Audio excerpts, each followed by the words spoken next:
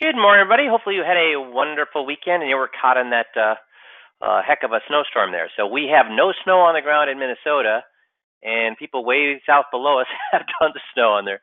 The world is changing. We're going to talk a little bit about being in the upside down here today. So, 5-minute moneymaker. Here's a great 5-minute read called "How to Convince Without Being Dishonest." So how many of these techniques are you using? So it's a great read. Just to again, guys, we want to do things.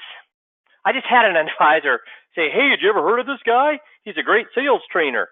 Well, he's a sales trainer. Kind of the old Zig Ziglar type sales trainer that you should go in and have all sorts of, "Hey, you know what? You're a snowmobiler. I'm a snowmobiler too. How about that? We're alike. We should like each other."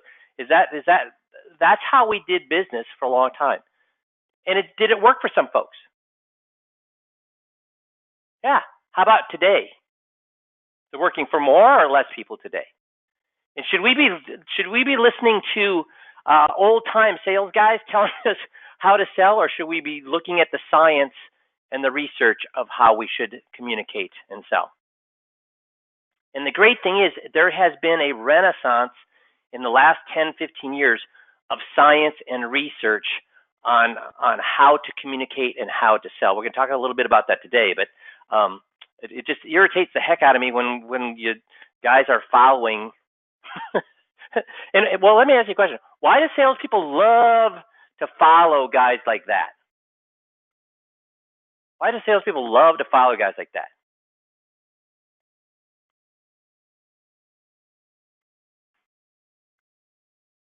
Because it ties into what? Not everybody. Well, I'll give you an example. A family friend who's in college. He's a really good-looking kid, really gregarious, really outgoing, and he was telling me that he's going to be a fantastic salesman because he's an extrovert. What has research shown about salespeople? Who has a higher, who makes more money, introverts or extroverts in sales? You guys, Kevin's got it right. David's got it right. Fred's got it right. Yeah, everybody's getting this right. And I had to tell him, he was like really disappointed. He goes, "Why? Why do so introverts make more money? So why?" And so what did I tell him? What's the reason that introverts make more money? They listen better, right, Kevin? They talk less, right, Nick? So they're used to observing instead of being the star of the show. And I said, "Hey, it's good to be an extrovert because an introvert won't even start a conversation with somebody. If you're 100% introvert, you won't even walk into a room with people. You won't even start a conversation with people. I mean, if you're really that shy, so you can't be totally an introvert and have any success, and you can't be totally an extrovert and have any success. You got to be somewhere in the middle, but you really need to nurture that introvert. So these old time salespeople, though, what do they think? If I ask an old time salesperson how these old sales trainers, whether extroverts or introverts should sell more, what would they say? They say an extrovert because you got to get out there, you got to smile, you got to shake their hands, you got to tell them, blah blah blah. No. So we got to obey what the science tells us.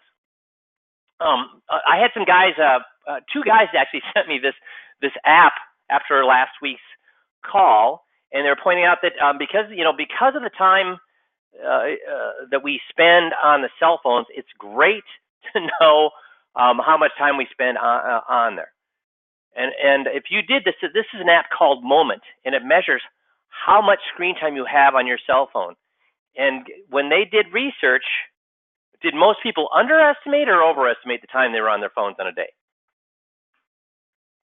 Yeah, by everybody's saying under, by way under, right? Way underestimated. This is a great way, and guys, truly, how much are you improving yourself, your communication, your education, your anything when you're on the cell phone? When you're on that screen time, how much? Hey, I've got a cell phone. I get my news on my cell phone. But you know what?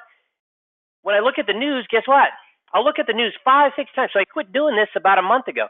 I'll look at the news 5, 6 times a day. But guess what? Guess what? That news was what? The first time I looked at it and the 5th time I looked at it, how much different was the news? Yeah, it was the same. It was the same. So I wasted all that time looking at, and why do we do that? Why do we want to look at our phones for a blog or the news or whatever? Why do we want to look at that? Habit, I'd agree with that, but why else? Yes, easy. It's easy and it keeps us busy. You know, you'd be far more better off than looking at your phone. And I do this regularly. I sit down, shut my eyes, and guess what I do? I think. I meditate, but I don't meditate for big chunks of time. I meditate for like 15 minutes a day. But I'll spend an hour with my eyes closed, feet up, eyes closed, and I think, what do people want? What do advisors want? What do clients want? What would be great topics for a seminar? What's a better way to communicate this topic?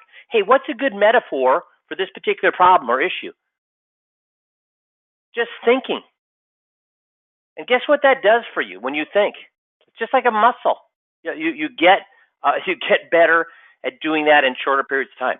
So I thought this was a great. The two guys sent this to me, and I think it's great for those people who want to at least. I think you need to do this regularly, but it sure makes sense to do it occasionally. Check how much am I using my phone. So let's look at what we can learn today. Who knows? This is from my favorite show. What's this from? This is from my favorite show. Anybody know what this is from? What show? Nick's got it. Stranger Things. The Upside Down. So Wall Street's Upside Down was this. Fund Management Survey. So Fund Management Survey means amateurs or professionals, guys? Amateurs or professionals? Professionals. So December 2017, they were super bullish on Bitcoin. And Bitcoin was 19,600. They were super bullish on stocks. They were short bonds. And they were short defensives. 2018, what happened to their super bullish Bitcoin bet? Bitcoin's at 3,000. Now they're bearish stocks hey, great. Now you're bearish stocks. After a year of not doing anything, now you're bearish stocks. Should have been bearish last year. And then they're long cash. So what's that say about professional managers? We in our FIA presentation, we have a crystal ball. And what are the three questions we ask people with a crystal ball? Number one is, how rich would I be if I could predict the future? Richer than anybody. How rich would anybody be if they could tell the future? Richer than anything.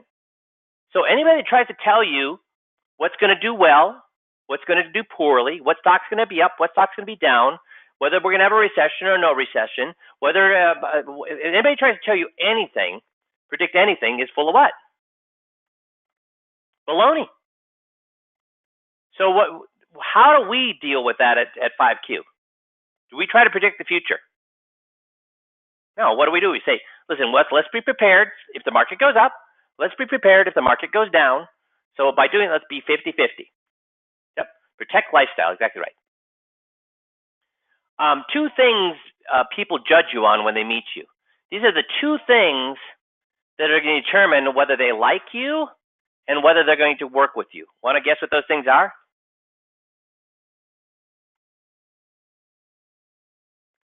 Can I trust this person? And do I respect this person? Now, you've heard me say this. I probably talk about this 2 or 3 times a year. I know it seems silly, but dudes, when people will come to see me to look at the 5Q system, I'm looking at their shoes. And if their shoes are screwed up, old, or scuffed, what do I think? Now, I'm not talking about boots. I'm talking about shoes, dress shoes. If their shoes are screwed up, what am I thinking? This is a professional or not a professional? This is a person I respect or don't respect? Am I the only person that judges people that way? No, I don't think it's right. I mean, your shoes really have nothing to do with how smart you are or how caring you are or how well you do for a person. They really don't. But as human beings, guess what we've learned to do? Make snap judgments. Now, guess what's not here? Can I trust this person? Can I respect this person? Are they worried about how much you know?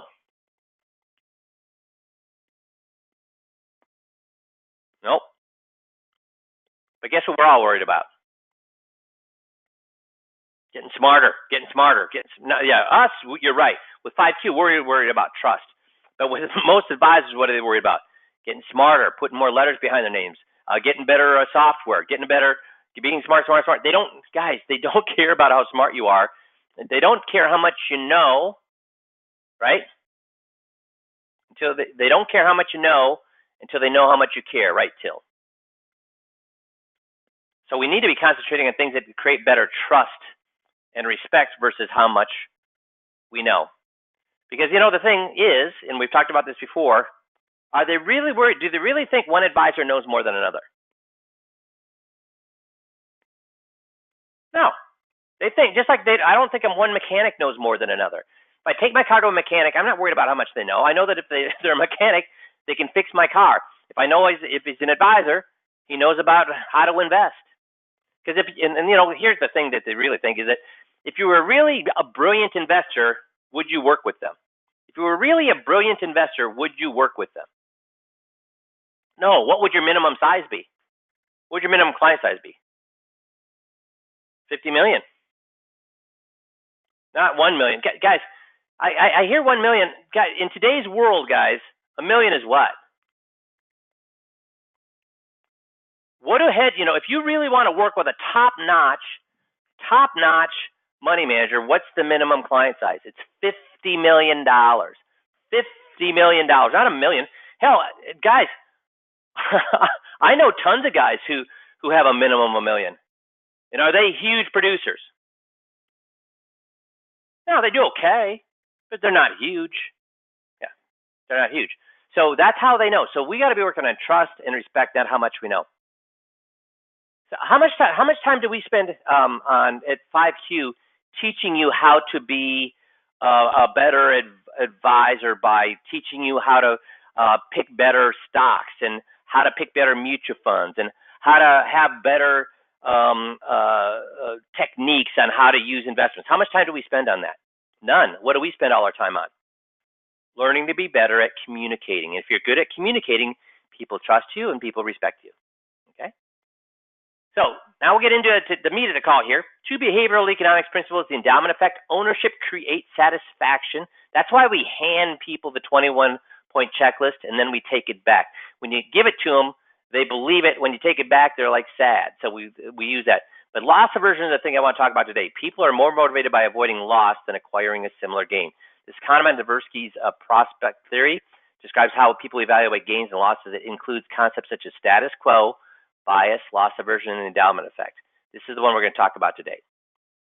So they have found that we're saying, people are averse to loss. People are averse to loss. Is that 100% of people, or is that a generalization? That's a generalization. Because they have found that some people are not afraid of loss. Some people are not afraid of loss. I think Janis Joplin said it best. Who's not afraid of loss? Who's not afraid of loss? People have nothing left to what? You guys know that song. I'm not that old, am I? Yeah, people who are afraid or are not afraid of risk are people that have nothing left to lose. Nothing left to lose. So they've determined the people who are very risk tolerant, people who are willing to take a lot of risk. Well, think about this. Who buys the most? Is there risk in buying lottery tickets? How much risk is there in buying lottery tickets? It's infinite amounts of risk in buying a lottery ticket. Who buys most of them? Yeah, the poor. So guess who they found who are risk tolerant? People with lower IQs, people that are less educated, and people with lower incomes. People that are wealthy beyond belief, are they risk takers? Now, who do they use? Whose money do they use to invest and grow their company? People with a lot of money, whose money do they use to invest? Yeah, other people's monies, OPM, other people's monies. They are very risk averse. Now, when they first started, were they risk takers? Was Bill Gates a risk taker when he first started? Heck yeah. Why? Was Jeff Bezos a risk taker when he first started? Heck yeah. Why? They had nothing left to lose. They had nothing. There wasn't any risk there. Now, how much risk do they like to take?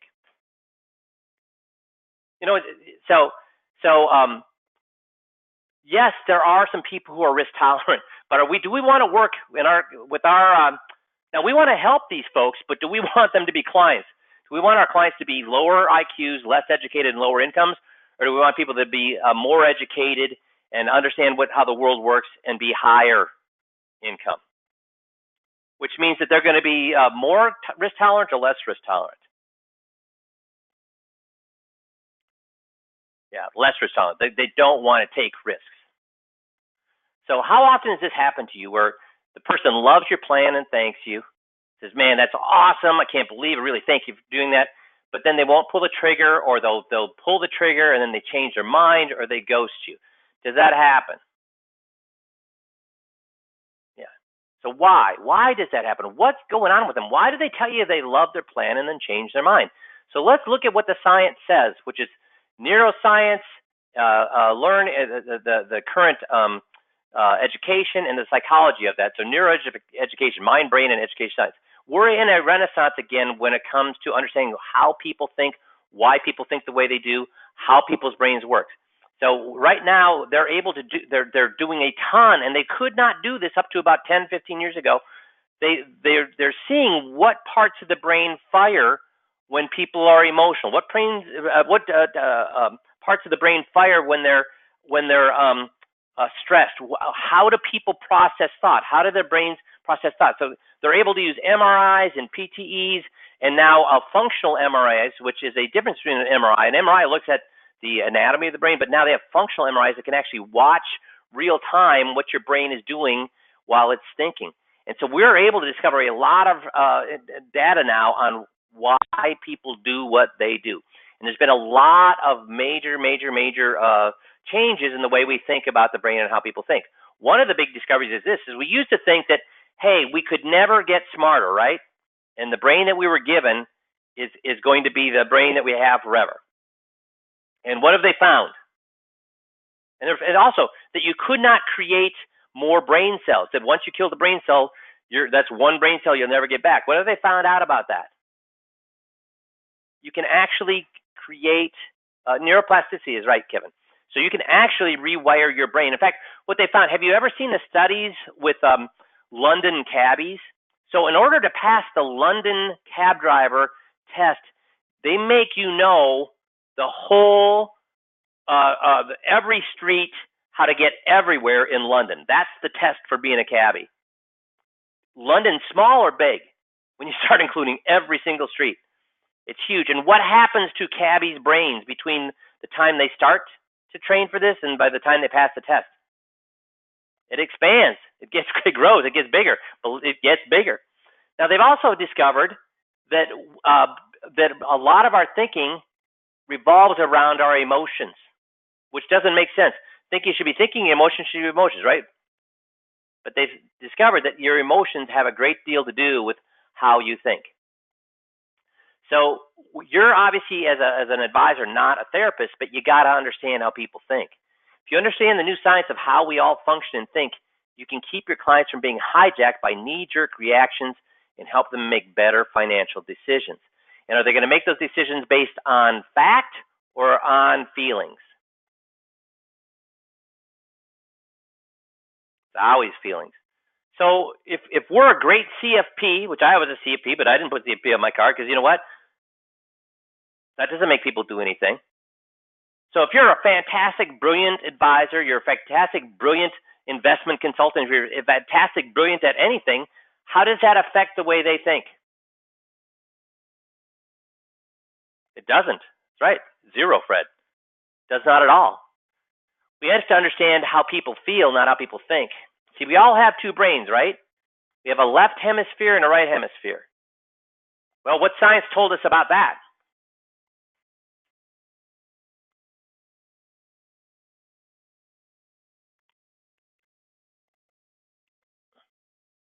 Yep, right. That right is feeling, that one is logical, one is artistic. Oops. Actually, it's found out that that's BS. The two sides forever, that's what we're told, right? The left is all about analytic, controls the right side of the body. The left controls the right side of the body. It also controls the analytical part. and the right brain controls the left side of the body, the physical left side of the body, and that it controls the creative, emotional state. Guess what they found out about that? That's complete, utter BS. The brains are connected. The hemispheres are actually connected to a point where that's not the case. Now, what they have found is this. It has nothing to do with hemispheres of the brain. It has to do with how the brain thinks. There are two brains, but it has nothing to do with the physical makeup of the brain, left hemisphere, right hemisphere. It has to do with how the brain thinks. And it's found that there's two systems in how the brain thinks. One is the fast system, one is the slow system. And Daniel Kahneman actually leveraged this in his book, Thinking Fast and Slow. The fast thinking brain is our intuition, our involuntary control, making effortless decisions, our innate skills. It's reflexive, and we use shortcuts here to make big decisions. For example, some of the biggest, and maybe I'm an idiot here, but the biggest purchase you'll ever generally make in your life is what? House, right? Yes. Do you think I spent more time or less time evaluating my last TV purchase or my last house purchase? Which one do you think I spent more time evaluating? My house purchase or TV? Yeah, my TV. Because when you walk into the house, what do you decide? Love it, hate it. Love it, hate it. But TVs, you know what? I'm going to put them on a comparison. I'm going to compare all of them. You know, do I want OLED? Do I want LED? Do I want? I mean, all these. You do all, but the biggest purchase you ever make. So, am I using my slow or my fast system when I'm buying that house? Fast system. Knee-jerk reaction. Overall, I'm hit with a wave of emotions when I walk in. This is it. It feels right. How many times have people bought houses by saying it feels right? But how many people say, you know, when I've crunched the numbers, this is the right house for me to have? How many people say that? Yeah. So when we make big decisions, or what, you know, and where do we function most times of the day? In the slow system or in the fast system? The fast, because the fast is effortless. And guess what our brain wants to do? Our brain uses a ton of energy. Did you know that our brain, how much energy, how many calories our brain burns? Is it small or a large portion of what we use every day? It is a large portion. So we've learned to minimize that. And when you're thinking hard, does your blood flow go up in your brain? Does your brain use more calories when you're thinking hard? Yes, it does. Yes, it does. So we've learned to conserve that by going the effortless way, where we just basically make knee-jerk decisions, especially when they're difficult decisions. We'll just go with a knee-jerk reaction. But this is where the reasonable side of the brain, where it requires patience and concentration and constructed thoughts and analytics and effort. This is where we need to be making those big decisions. This is where we should use to buy our house. This is what we should use to buy our investments. But unfortunately, most times it's over here. So system one is fast, it's unconscious, it's automatic, it's everyday decisions. Because if we evaluated every can of beans we bought off the shelf, if we evaluated every single thing we did, what would happen? We would implode. We would be frozen stiff. All our gears would freeze in our brain. So we do all these things fast, but the problem with that is it's error prone. It's error prone. System two is slow. It's conscious. It's effortful. It's complex decisions, and it's reliable. But unfortunately, we use this way more than this. But guess what we think we're doing? Guess what we think we're doing? Which side do we think we're using when we're buying a house? Which side do we think we're using when we're buying an investment? We think we're using system two, but we're actually using system one. Now, there's been other books written on this other science. They call it different things. One is, instead of fast and slow, they'll call it reflexive versus reflective. Reflexive being what? The fast brain. Reflective being the slow brain. So there's people have all this talked about this phenomenon here in the last about 7 to 8 years about how the brain works. And when we first got in the business here, even geez, 35, 40 years ago when I first started doing sales training or being trained in sales training, they were told that people buy emotionally and then they validated it intellectually. So salespeople actually knew what science has discovered in the last 7, 8 years, that the brain is split into not two hemispheres, left and right, but into two types of thinking systems, which is fast and slow, or emotional and analytical.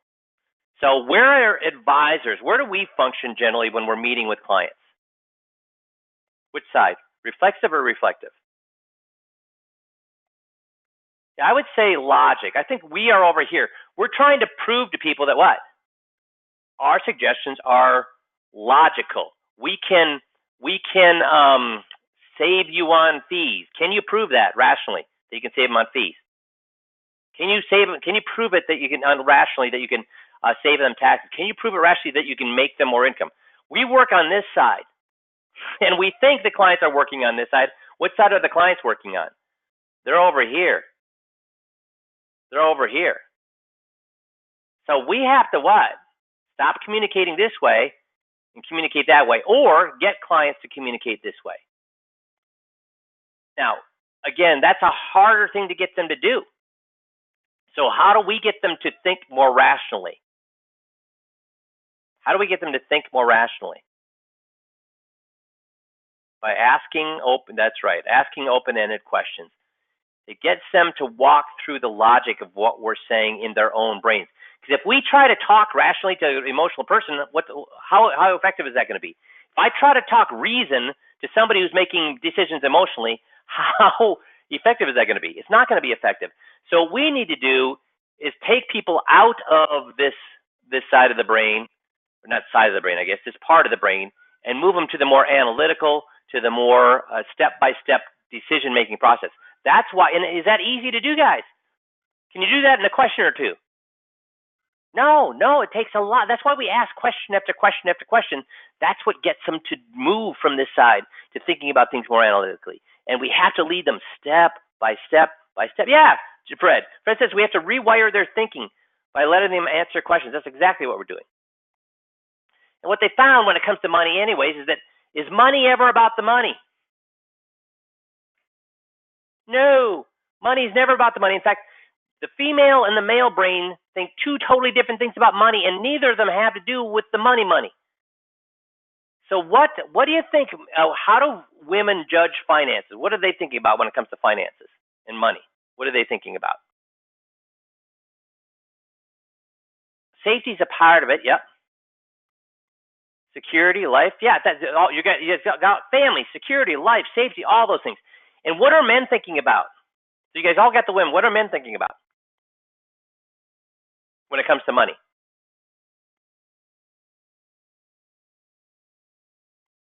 When it comes to money, what are they thinking about? Higher returns. Yep. Status, Nick. That's it. Beating a friend or benchmark. They want to know they're better than everybody else. That's what men are looking for. How did I do compared to everybody else? Where do I stand compared to everybody else? Did my return higher than everybody else's? That's what they're looking for. Women want to meet life's goals, survive, and thrive. They're all about what money does for them. For men, it's about beating people. It's about competing, being better, status. Does that make sense? So if we use the same thing, if we try to tell, sell, preach, and teach, how well is that ever going to accomplish getting both people on board? If we tell, sell, preach, and teach, are we ever going to be able to tell, sell, preach, and teach where we're talking about beating benchmarks or status, and then also talking about meeting life's goals, surviving, and thriving? It will never be able to do that. That's why we have to ask questions and let them say in their own minds why they need to do things. Make sense? So when the Neuro Leadership Institute, which does a tons of brain research, they looked at the two different types of brains, and they said one is a supercomputer, and one's about as good as a $12 computer, $12 calculator. So which brain did you think, which system in the brain did they think they said was as powerful as a supercomputer, and which part of the brain did they say is about as good as a $12 calculator? Which one? Which one is the emotional? What do you think, the emotional or the rational was the supercomputer? The amount of time, effort, and size of the brain Which one takes up the most part of the brain? Time-wise, size-wise, calorie-burning-wise, etc. Yeah, I thought so too. I thought it was the rational too. A lot of you getting emotional is right, and I thought it was the rational brain, but they said the amount of time, calories, and everything else that we spend burning or on the rational side of the brain is minimal compared to the amount of time, effort, and neuron connections that we have on the emotional side of the brain. So people are wired emotionally. So do you see why it's so difficult and why you have to ask question after question after question to overcome, using this calculator to overcome the supercomputer?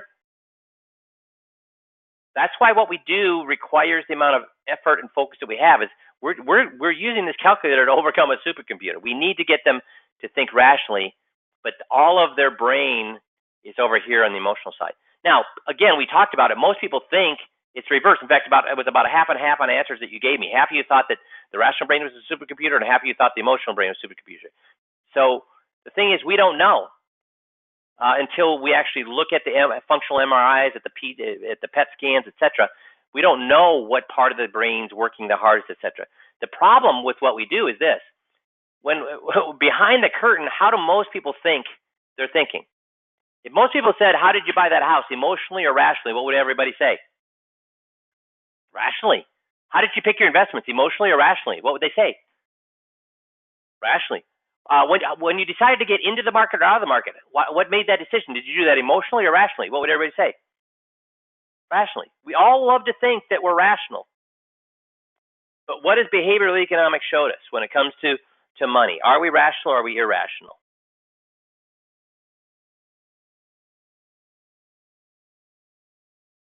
Yeah, we're emotion driven. We're irrational. So research shows that our conscious mind, thoughts and memories are involved only 1 to 9% on every decision. Most of the decisions we're making are in the unconscious. We're using that reflexive brain, the knee-jerk reaction brain. So every culture, and this is from Finding Emotional Freedom, every culture I've worked with except one, the Aborigines in Australia, teaches people to hide their feelings. So we've got a problem here, guys. Most of our clients' decisions are being made on the emotional side, but in Western culture, what are we taught to do? In Western culture, what are we taught to do? Yeah, hide those feelings. That's why you're confused. And I'm confused when a client seems to be on board, and then they go home and do what? Call up and say cancel. Or they just do nothing, or they ghost us, or whatever. It's because they're hiding things. When a client says, yes, let's do this, unconsciously, this is the conversation that's happening in their unconscious brain. I'm a little uncertain. Do you really think anybody that's ever made a decision to move all their money to you was ever 101% certain that they were doing the right thing? Even when you do everything right, were they ever 101% certain? No, they're not. So what's happening in their unconscious brain is thinking, I'm a little uncertain. I've made changes before, and some of them haven't turned out well. Now, why do people, instead of thinking, I've made changes before, some of them turned out great, why do most people think, I've made changes before, some of them have not turned out well? Why do they go to the negative versus the positive? Because they're risk what? Averse. Now, again, we found out that the uneducated, poorer folk, what will they do? I've made changes before, and I should, spending my whole paycheck on lottery tickets. That's a good thing because you know what? Once I bought one, and once I actually won. Somebody's got to win this. Why not me? Is that a glass half full or a glass half empty look at the finances? That's a glass half full. Somebody's got to win. Why not me? No, that's most people with money, they'll buy a lottery ticket, but do they spend a ton of money, or they buy $1 or $2 worth of lottery tickets? And most people with money won't buy a single lottery ticket. They know it's money down the drain. So what's happening here in unconscious mind is I'm a little uncertain. I've made changes before. Some of them haven't turned out well. Maybe I should just do what? Hold off or do nothing. Because if I do nothing, guess what will not happen? If I do nothing, I can't lose. I can't make a mistake. I won't be regret. And Liliana says regret. Thanks for bringing that up, because guess what they found about regret? Are people more likely to regret missing out on an opportunity, or are they more likely to regret doing something and things going bad? On a scale of emotional stress, are they more likely to be higher stress on missing out on an opportunity, or are they more likely to be stressed and regretting that they did something and it turned out badly? Yeah, going bad. By a little or by a lot? By a lot. By a lot. So we need to help clients connect to their fear. Then they can move forward and take action. What we found is that stress and fear does not equal decision making. If they're under stress and they have fear, what will happen? If they're under stress and they have fear, what will happen? They freeze. That's right. They do nothing. They do nothing. The stress brain loop. You get cortisol involved, and cortisol tells the brain to freeze, do nothing, stop. So which means fast thinking becomes even more dominant. So when stress and fear kick in, guess what? Do we become more rational or less rational? Less rational. Our knee-jerk reaction biases take over. So loss aversion takes over. Minimize uncertainty takes over. Emotional reaction evaluation reactions without evaluation, those all take over. And when we're doing this, what's the best way to avoid loss, minimize uncertainty? What is the best way to do that? Do nothing, right? Do nothing. So from Brain Savvy Therapist Workbook, it said if a client is feeling empathized with and understood by the advisor, that in and of itself is calming to the brain. How do we make sure the client understands that we empathize with them and understand them? Yeah, we got them. We ask questions, let them express themselves, and then we give them a positive verbal feedback on what they're saying. This allows clients to be guided by the advisor rather than to resist. What is motivational interviewing about? If you tell a drunk to quit drinking, he's going to what?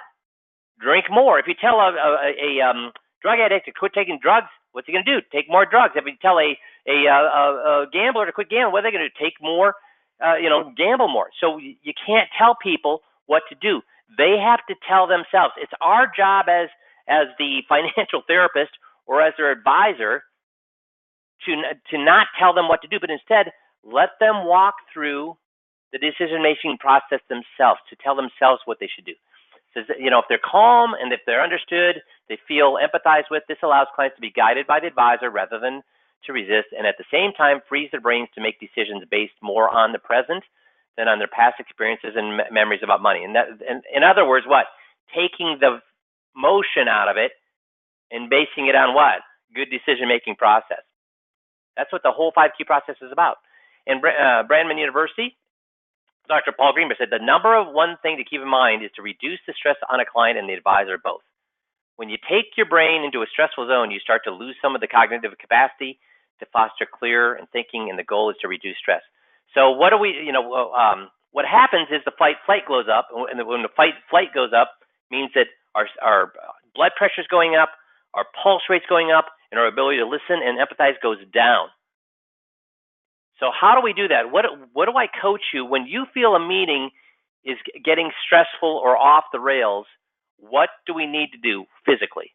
That's right, Nick. Slow down. You go slow, and what happens to our voice? Does it get louder or quieter? You go slow and low, slow and low. Take the energy out of your conversation, and that will lower the energy out of their conversation, and we both become a little bit more rational. Okay. So 7 lessons from brain science is our brains are not wired to make the best long-term decisions. We think our rational brain is in charge, but it is not. Advisor's thinking is dominated by the rational mind, but the client's thinking is dominated by what? Their emotional mind. Our rational brain works slow. Why does it take an hour and a half to 2 hours to get a client to go and finally decide that they need to leave their current advisor? Because we're using their rational brain. Now, the great thing is about using the rational brain is once they decide and learn all the things that happen rationally, then what happens? When they decide for all the reasons that that these things happened was why? Because their guy what? Or their company what? Disrespected them. So we're still tying into the emotion, but are we telling them? Are we trying to make them emotional, or are we simply having them understand their current situation, why it occurred, and why somebody would have had a motive to have it occur that way? That's all we're doing. If we have them decide that the guy was screwing them and they're happy with that, guess what? They should stay with their guy. We're not going to tell them the emotions that they should have. Or if they find out, we're simply walking them slowly through the rational thinking so they come to their own conclusions. The unconscious brain generally does not make good long-term decisions. If you let people react emotionally without understanding why they're doing it, that's going to be a bad decision. Stress is the enemy of good long-term decision making. What's the 15-minute drill about? What do I want you to work on every single day? Gotzing them. Because gotzing does what? It takes the stress out of, I've talked about this, that when we've got lots of tapes of little old ladies or little old men who are 70 or 80 years old, and the meeting runs because the advisor is new doing this, but they're doing a good job, but they're new, so they're not, they're asking too many questions. So what happens when they're doing a good job of gotzing and it takes 3 hours? The meeting takes 3 hours. Are the people tired, or are they energized by the end of that 3 hours when you do it right? They're energized, right? Because there was no stress. In fact, it was just constant positive feedback. Positive feedback makes us more energized. The advisor's challenge is to bring the client's rational and emotional brains into alignment. And we do that by asking questions and then in a logical manner. The reason we have scripts, the reason we cover the topics in the order that we cover them, the reason that we walk them through with metaphors and step by step through a process is so that they can start small and then keep getting better and better, or getting more understanding. You just can't hit them with the big understanding at the beginning. You gotta work up to that. You gotta align their rational and their emotional brains. Recognize their emotions and allow them the time to use their rational brain. So with 5Q, it's why we use the scripts that are drawn out and methodical as they are. Yeah, I know they're long, but do you understand why they have to be long? Because can you rush the rational brain? You cannot rush the rational brain. It's why we tap into their emotion by having them realize their advisor is disrespecting them. It is in the end how they're going to make a decision. But we have to have them rationally understand what's happening to them before. Because if all we do is rely on the emotions, 9 times out of 10, what's their emotion going to be? If we just attack their guy, what's going to happen? We just attack their guy, say a bad single syllable about the guy, what are they going to do? Nothing, because their knee-jerk reaction is going to be to protect the guy. So we just walk them through the logic of why they're in the situation they are in right now, why that happened, and the motive that the person or the company they're working with had to have them in that situation, and then we allow them to get emotional. We don't drive that. It's why we do the 15-minute drills every single working day. It's all about gotzing. It's why when you feel the meeting is getting out of control, you go low and slow. And it's why we use the power of apology so much. If I'm ever in a situation where they're getting upset, what do? I apologize. If they ever give me the wrong answer, what do? I apologize. When I'm going through the non-financial stuff in a 21-point checklist, what do? I do it in the manner of apologize. I'm sorry for talking about all this putsy, icky stuff with the medical stuff. And, I don't get paid. I wonder why I'm covering it. And I'm sure you're wondering, too, because you want to get the fun stuff, the investments. So I apologize for covering this putsy stuff. Do you mind if I just kind of walk you through my mindset on why I do that? Do I brag about doing that, or do I apologize? I apologize for covering those things and let them come to their own conclusion that I'm doing the right thing or coming to my rescue. So the reason we're doing all of these things, and I know it takes work, I know it takes longer, but the reason we're doing these things is because it's what research tells us we need to do in today's world to get people to make decisions. If we don't do this, 9 times out of 10, the decision they're going to make a decision, but what's the decision they're going to make? If we don't do these things, what's the decision they're going to make?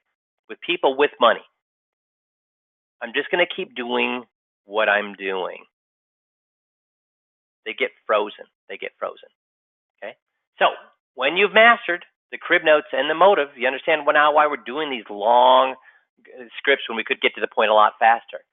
When you daily practice that myth, so you're getting awesome at GOTS. When you're paying attention to the 5-minute moneymaker and the tape breakdowns, that's when you bring on every client that you get in front of. And you should be taping every meeting, because what are we from last week? How much better are we trying to get? How much better are we trying to get every single day? 1% better. You do these things, you get 1% better. Make sense?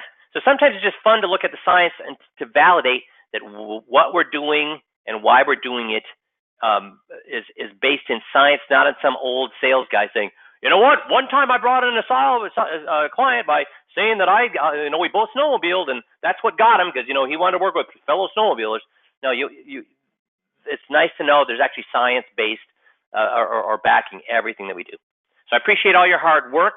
You have a fantastic week, and we'll talk to you all next week. Thanks, everybody.